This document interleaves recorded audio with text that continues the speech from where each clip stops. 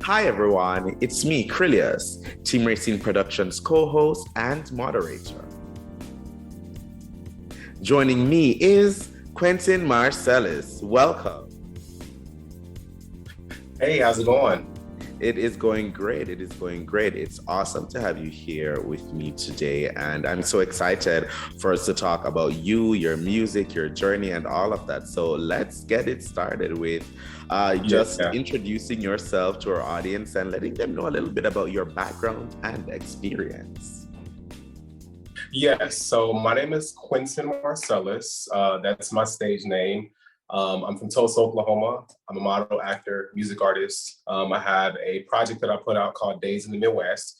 It came out in 2016. It was my first mixtape and my first introduction as an artist and as a music artist. And I put out 5 singles from that project, which is Days in the Midwest, 1111, Four Wings, Black Wall Street, and Carefree Black Boy, which is my lead single right now that I've been really performing a lot of different places and promoting a lot. And I just put out a remix to it, but I'm working on a new mixtape called On a Journey. And it's basically like another extension of Days in the Midwest. And then I'm going to put out an album after that. And so I've just been really just working on my music career and just trying to stay focused. And I'm also, of course, modeling as well. I've been modeling for a long time and I used to live in New York City. And so I'm just trying to balance like all these different interests that I have, but I'm also an LGBTQ activist. And so I've done a lot of work in the LGBTQ community. I've started my own nonprofit / initiative called Carefree Queer, which is all about raising the voices of queer artists of color, Native American, Black, Hispanic, just kind of, introducing the world to all the amazing talented queer artists that exist out there that people haven't heard of. So those have been my focuses and the things that I've been recently working on. So Awesome, awesome. Now tell me, at what age did you realize that you loved music, and when did you decide to, get serious about music and actually pursuing it as a career path? that's a really good question. I would say it's crazy because I grew up singing in church. So I didn't realize that I wanted to be an artist until I actually moved to DC and New York City. Those are the places that kind of inspired me to kind of become an artist. And so when I moved back to Oklahoma temporarily, which I'm where I'm at now, that's when I was like, you know what? I can do this. And I have the resources and people that I've known since I was a kid, like in church and school, that have been hearing me sing for a long time, and who believe in my gift and my talent and see past my Blackness, see past my queerness. They see me as a person. They see me in my gift and my music as something that everybody can relate to. And I think that's what gave me the confidence. Like, I can do this. And so I got into the studio and I recorded my first song, Carefree Black Boy, and it was the first song I ever wrote. So learning that I wanted to be in music was kind of a new thing, like I would say 24, 25. And I've been doing music for a long time, but it wasn't until 24, 25, I realized that I can do this. I can write and I love writing and I love, expressing myself through music. And so it was in my mid 20s, I would say, when I realized like, oh, this is what I want to do. So yeah. Certainly, certainly. And as you said, you're from Tulsa, Oklahoma. Tell me, Yeah. how much has the city of Tulsa inspired your work, inspired your music, and the things that you do and are passionate about? This is where I was born and raised. This is where I've, in many places fallen in love, got my heart broken, places that inspired my first creativity or a moment that I was like, oh, like, this city has culture, has history, Black Wall Street, things like that. So I would say, those experiences and those moments is what really inspired me as an artist and, helped me to realize that Tulsa is a place that I definitely want to, continue to grow. And it has inspired me as an artist. Just because the people here, the queer community is growing, as you guys know, and people are starting to, pay more attention to Tulsa because of the Black Wall Street, Black Wall Street and the Tulsa race riots that people now know about.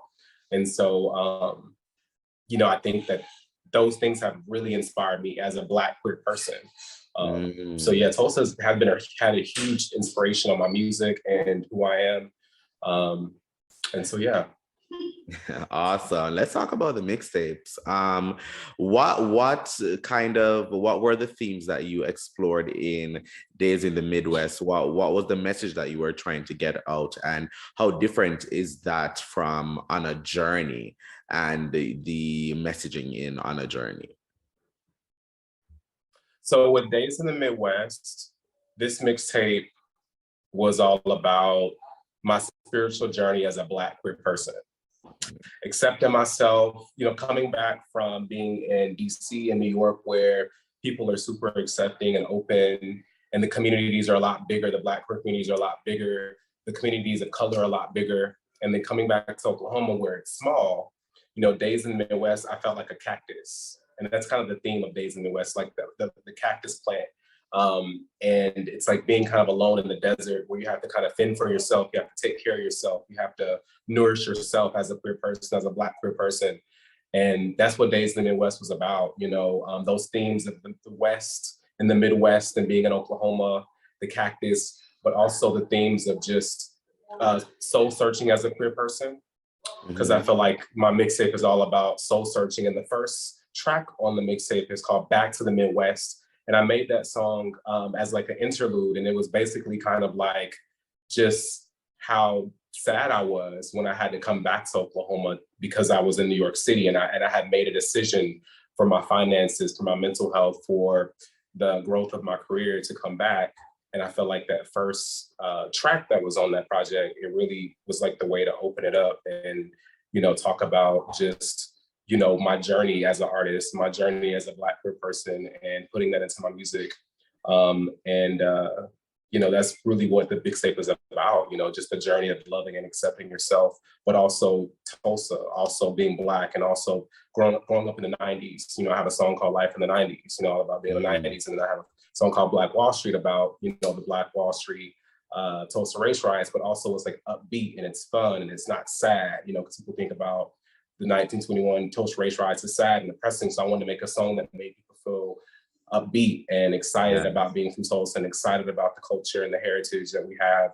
So that's what Days in the Midwest is about. And On a Journey, which is my next mixtape that I've been working on since 2020, is, I would say, about healing. And so those are kind of the themes that I want to introduce into not only the Black queer community, the LGBTQ community, but also just anybody that enjoys my music, straight, gay, anybody, white, Black, I want to basically just express my spiritual journey through my music, through my mixtapes, On a Journey and Days in the Midwest. And I want to put out an album as a way to showcase my growth as an artist, and just how these many albums have kind of helped to develop my sound, and the beats that I like, because I love 90s R&B and alternative R&B. I'm very inspired by alternative R&B music. I'm a big fan of Frank Ocean. He's somebody that's inspired me a lot as an artist. I saw him perform in DC in 2012, I believe. And that changed my life. It was only $25. Now he's like this huge megastar, So that seeing Frank Ocean perform live really inspired me as well. So I feel like he's had a huge impact on me as an artist. And why I put out Days in the Midwest, it was inspired by his mixtape called Nostalgia Ultra that I really loved. And it was like alternative R&B, and it was experimenting with a different sound that I've never heard. And so that's what kind of inspired me to put out my own music and experiment and explore. So. Awesome. And it's great that you said that you are passionate about LGBTQ issues. You are an LGBTQ advocate. So tell me about Carefree Queer and how you came up with that idea and the goals of Carefree Queer. Yes. So basically, when I lived in New York City, I was really involved with a lot of nonprofits. I've been involved with GMHC.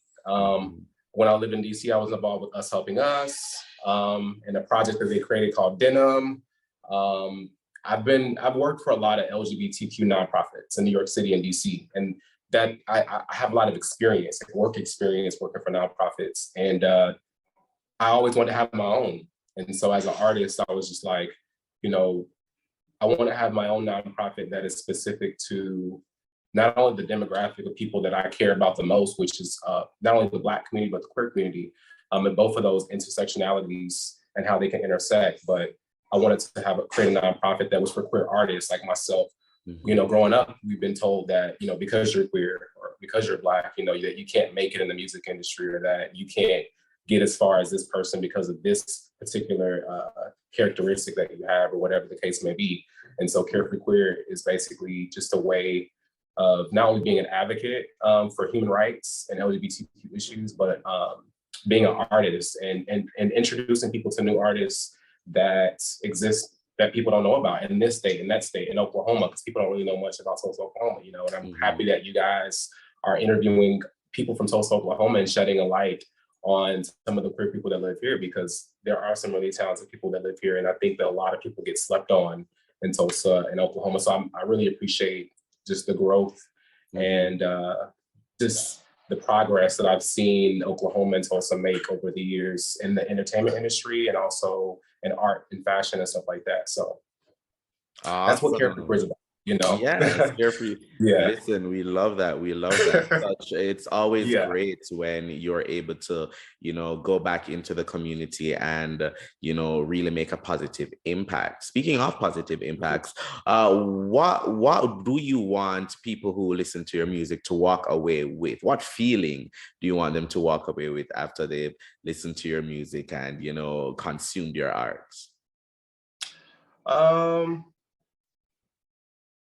I would say spiritual consciousness. And the reason why I say that is because I don't want people to get too lost on the art where they don't see like a reflection of themselves, like, hey, I can be whoever I want to be, whatever obstacles in my way, no matter who I am, whatever, what I look like, what my sexuality is, whatever the case may be, I can be everything that I want to be. And I want people to, when you listen to my music, I want not only you to enjoy it, but I want you to understand the artist and the person behind the music as well. And just the message that I put into my music that, I have a story, we all have a story, and you can turn that story into art as well, so that's basically what I feel like my music is about. Awesome. Well, if people wanted to find out more about you, learn more about your music, pick up your music, and of course, learn more about Carefree Queer, where can they go to follow you, to keep up with you, and to contact you? Yes, so my activist page, Carefree Queer, is on Instagram. It's also on Facebook. I'm also working on a website right now for it. I'm interviewing different artists and stuff like that. So I want a platform to kind of showcase that. And then also my music can be, you can listen to it on all streaming platforms, iTunes, Spotify, Tidal, and then YouTube as well. I have a music video out right now called Carefree Black Boy, which you can check out on my YouTube channel. And I'm working on my next music video called Four Wings. So you can look out for that on my YouTube channel, Quentin Marcellis. And then of course on social media, Instagram, Twitter, Q Marcellis, and Quentin Marcellis, you can pretty much find me anywhere. So yeah. Awesome. Well, we're going to have those links in the description below so that our audience can go ahead and check out everything that Quentin Marcellis has to offer. Quentin, thank you so much for joining me today. It's been such a pleasure. Thank you. Thanks for the opportunity, and it's great to see you again. Thank you guys for, again, interviewing and seeing so much potential in Tulsa, and the people that you guys have been interviewing in Tulsa. Thank you for that. So definitely, thank you, and hopefully we get to do this again. Thank you so much. Yes. To those watching, please follow Team Rayceen Productions on all forms of social media, and go over to our YouTube channel and click around and check out our other interviews, vlogs, and more. Most of all, thank you for watching.